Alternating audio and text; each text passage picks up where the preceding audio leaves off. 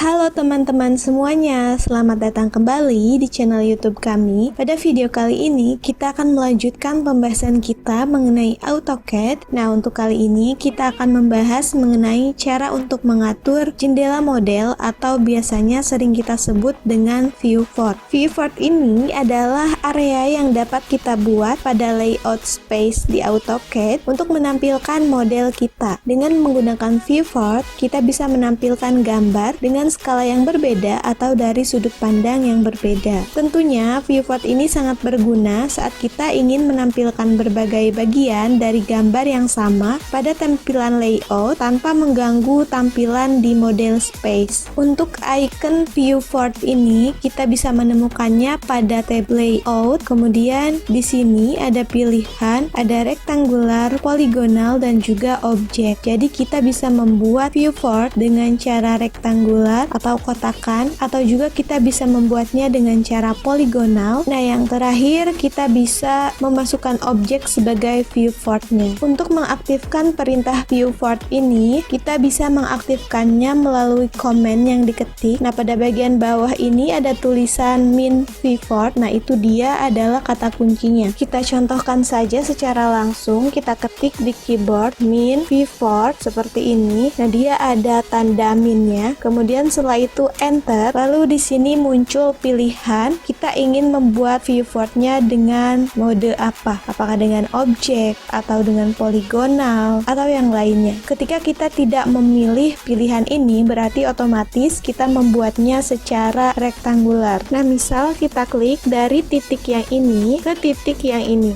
seperti ini, kemudian dia akan muncul isi gambarnya. Kan ini kepala gambar, sedangkan yang di viewport ini adalah isi gambarnya. Nah, setelah berhasil memasukkan viewportnya, sekarang kita jadi mempunyai dua sudut pandang, yaitu sudut pandang paper atau kertas dan juga sudut pandang model. Untuk sudut pandang model ini kita bisa scroll pada isi gambar seperti ini. Kemudian untuk sudut pandang paper kita klik di sini.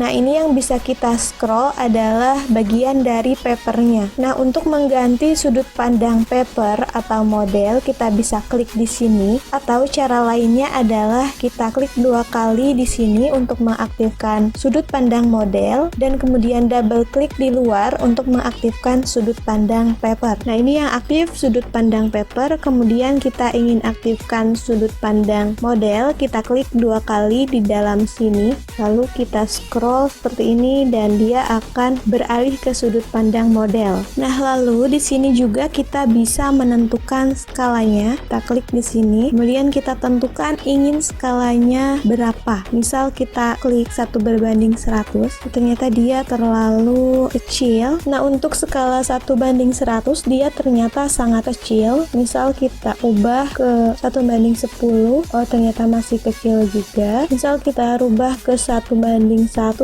dia masih kecil. Kita misal ubah ke 8:1. Nah, lumayan cukup seperti ini. Nah, kita juga bisa membuat skala baru apabila di sini belum ada skala yang cocok atau yang tepat. Caranya adalah klik yang custom ini, kemudian klik add. Nah, di sini kita namai skalanya misal 1:20. Kemudian kita tulis di sini paper unitnya 1, drawing unitnya 20. Kemudian oke. Oh, ternyata 1:20 sudah ada. Kita klik yes saja. Nah, misal kita tambahkan 1:7 ya. Kita add, kita tulis 1:7. Kemudian drawing unitnya kita buat 7 seperti ini. Kemudian klik oke dan kita klik lagi oke. Nah, kita lihat di sini sudah ada skala 1:7. Misal kita klik seperti ini. Nah, dia akan jadi kecil karena tadi yang paling mendekati adalah yang 8:1 yang ini. Kemudian setelah itu, apabila penempatannya sudah tepat seperti ini, kita bisa mengunci viewport ini. Caranya kita klik icon yang bergambar gembok ini, kita klik. Nah, maka dia akan terkunci. Ketika kita scroll, maka dia tidak akan berubah-ubah posisinya. Nah, ini kita sudah masuk ke sudut pandang model dan kita scroll, maka dia tidak akan berubah karena tadi sudah kita kunci. Nah, di sini juga kita bisa melakukan editing berbanding, namun untuk skalanya tadi sudah kita kunci di skala 8:1. Oke, kemudian selanjutnya kita akan contohkan lagi untuk halaman 2 ini. Kita bisa membuat dua viewport pada layout yang ini. Contohnya, kita aktifkan dulu untuk perintah viewport, min viewport, kemudian enter. Lalu saya akan masuk dulu ke pilihan poligonal. Kita ketik di keyboard,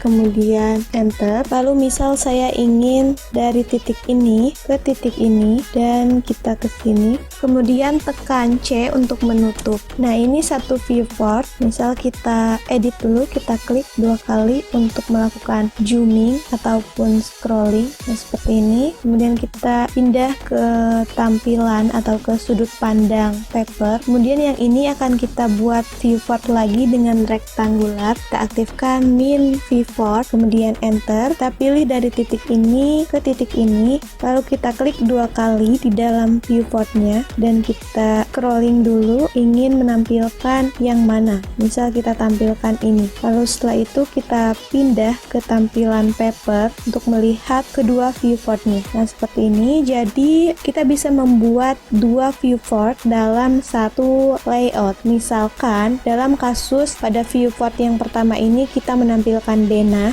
dan pada viewport yang kedua ini kita menampilkan detailnya, seperti itu. Tentunya viewport ini sangat membantu dalam memudahkan pekerjaan kita menggunakan AutoCAD. Nah, tentunya antara viewport yang ini dengan viewport yang ini, dia kemungkinan memiliki skala yang berbeda, bisa kita atur pada viewportnya masing-masing. Kita klik 2 kali pada viewport yang kita inginkan, kemudian setelah itu klik icon ini untuk menentukan skala, dan pada viewport ini juga sama, kita klik 2 kali, lalu setelah itu kita tentukan skalanya berapa. Nah, itu saja untuk pembahasan pada video kali ini mengenai viewport. Semoga dapat membantu dan bermanfaat untuk teman-teman semuanya. Apabila teman-teman ingin bertanya atau ingin berbagi tips lainnya mengenai AutoCAD, teman-teman boleh menyampaikannya melalui kolom komentar. Terima kasih telah menonton video ini. Jangan lupa like, komen, dan subscribe untuk mendapatkan update terbaru dari channel ini. Sampai jumpa di video berikutnya.